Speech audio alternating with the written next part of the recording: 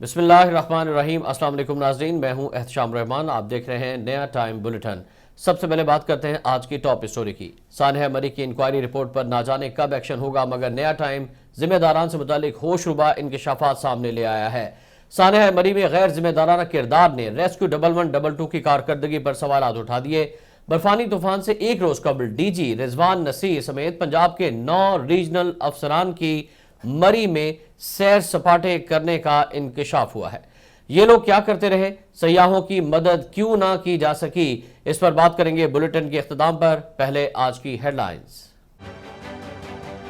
Omicron نے پورے ملک میں تباہی مچانا شروع کر دی، کیسز میں اضافہ۔ کورونا سے متاثرہ 10% شرح والے شہروں میں تعلیمی سرگرمیاں محدود کرنے کا فیصلہ۔ تمام تعلیمی اداروں میں کورونا ٹیسٹنگ ہوگی، 12 سال سے زائد عمر کے طلبہ کی ویکسینیشن لازمی قرار۔ لاہور میں دل خراش واقعہ، کہنا میں لیڈی ڈاکٹر 3 بچوں سمیت گھر میں قتل، سر میں گولیاں مار کر موت کے گھاٹ اتارا گیا۔ مرنے والوں میں ڈاکٹر ناہید، 20 سالہ بیٹا تیمور، 15 سالہ بیٹی ماہنور اور 9 برس کی فاطمہ شامل۔ آئی جی پنجاب کا نوٹس، رپورٹ طلب کر لی۔ شمالی وزیرستان میں سیکیورٹی فورسز کا انٹیلیجنس بیسڈ آپریشن، فائرنگ کے تبادلے میں 2 دہشت گرد نشان عبرت، بڑی مقدار میں اسلحہ اور گولہ بارود برآمد۔ مرنے والے دہشت گردی کی کارروائیوں، ٹارگٹ کلنگ اور بھتہ خوری میں ملوث تھے۔ ممبئی نیول ڈاک یارڈ پر بھارتی جنگی بحری جہاز میں زوردار دھماکہ، 3 نیوی اہلکار ہلاک، جہاز مکمل طور پر تباہ۔ بھارتی وزارت دفاع نے واقعے کی انکوائری شروع کر دی۔ مسلم لیگ نون کے صدر شہباز شریف ایک مرتبہ پھر کورونا وائرس کا شکار، رپورٹ مثبت آنے کے بعد اپوزیشن لیڈر نے خود کو گھر میں قرنطینہ کر لیا۔ ڈاکٹروں کی مکمل آرام اور پرہیز کی ہدایت۔ کون کر رہا ہے ڈیل، کون دے رہا ہے ڈھیل، ملکی سیاست میں ڈیل ڈھیل کی باز گشت، چاروں شریف باہر جانے کے لیے ڈیل مانگ رہے ہیں۔ فواد چوہدری کے بعد شہباز گل نے بھی دعویٰ کر کے سیاسی میدان میں ہلچل پیدا کر دی۔ ڈیل لینی ہے تو لوٹے ہوئے پیسے واپس کریں، وزیر اعظم کے معاون خصوصی کی سیاسی حریفوں کو پیشکش۔ کون بیسٹ وزیر اعلیٰ، عثمان بزدار سب سے اعلیٰ، انسٹیٹیوٹ آف پبلک اوپینین کی نئی سروے رپورٹ نے وسیم اکرم پلس کو نمبر 1 قرار دے دیا۔ پرفارمنس کے لحاظ سے 45% عوام نے حق میں رائے دی۔ محمود خان کا دوسرا نمبر، کارکردگی کی دوڑ میں مراد علی شاہ کی تیسری پوزیشن۔ متحدہ عرب امارات آنے جانے والوں کے لیے خوشخبری، قومی ایئر لائن نے کراچی، اسلام آباد اور لاہور سمیت دیگر شہروں کے لیے ہفتہ وار 63 پروازیں چلانے کا اعلان کر دیا۔ پی ٹی آئی غیر ملکی فنڈنگ کیس، الیکشن کمیشن نے رپورٹ خفیہ رکھنے کی استدعا مسترد کر دی۔ ہم ایسا آرڈر کیسے جاری کر سکتے ہیں؟ اسکروٹنی کمیٹی 10 روز میں پیپلز پارٹی اور نون لیگ کے خلاف بھی رپورٹ پیش کرے، الیکشن کمیشن کے احکامات۔ اکاڑا میں کھاد بحران پر کسانوں کے صبر کا پیمانہ لبریز ہو گیا، کسان بورڈ پاکستان کے سینکڑوں کسانوں کا احتجاج، جی ٹی روڈ بلاک، گاڑیوں کی قطاریں لگنے پر عوام کو پریشانی کا سامنا۔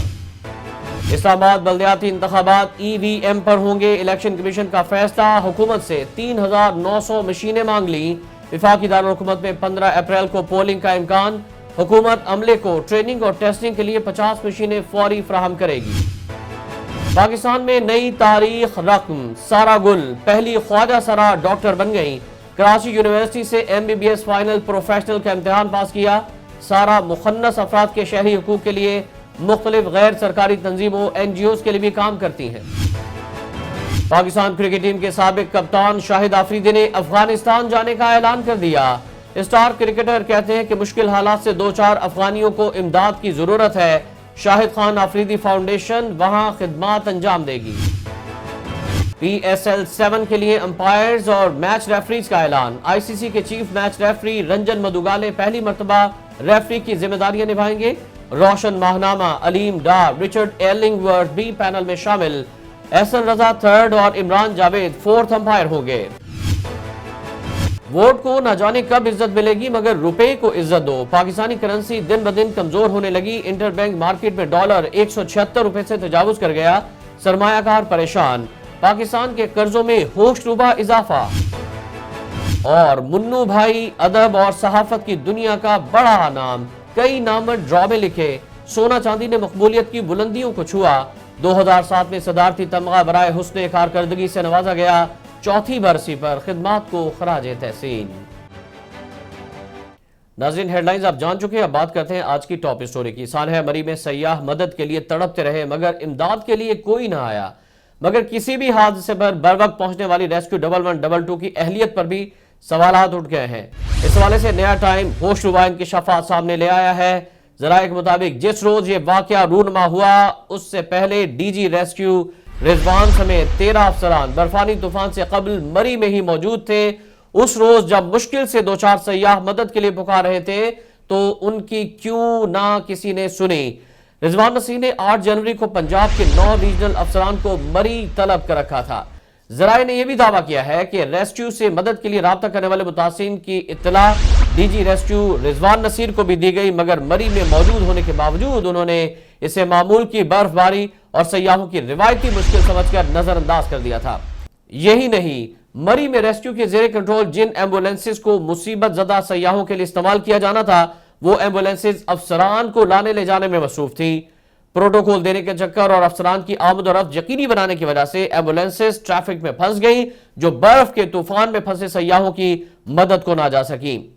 ڈی جی رضوان نصیر نے ہلاکتوں کی خبر نشر ہونے کے بعد لائن آف ایکشن بنایا اور ہفتے کی صبح ریسکیو کی امدادی ٹیمیں مشکل میں پھنسے افراد تک پیدل روانہ کی گئیں۔ ڈائریکٹر جنرل ڈاکٹر رضوان نصیر کی مری میں موجودگی ہفتے کو ظاہر کی گئی۔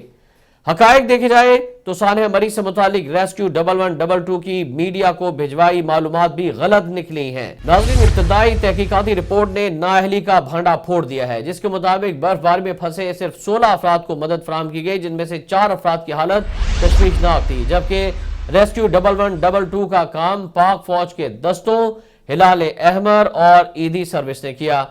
ابتدا میں ریسکیو کی جانب سے مشکل میں پھنسے سینکڑوں افراد کو نکالنے کا دعویٰ کیا گیا تھا، جو سراسر جھوٹ نکلا ہے۔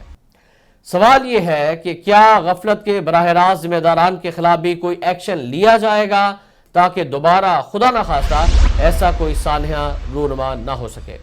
ناظرین، نیا ٹائم بلیٹن سے فی الوقت اتنا ہی۔ مزید خبروں اور اپڈیٹس کے لیے بھی دیکھتے رہیے نیا ٹائم، کیونکہ ہر خبر بر وقت۔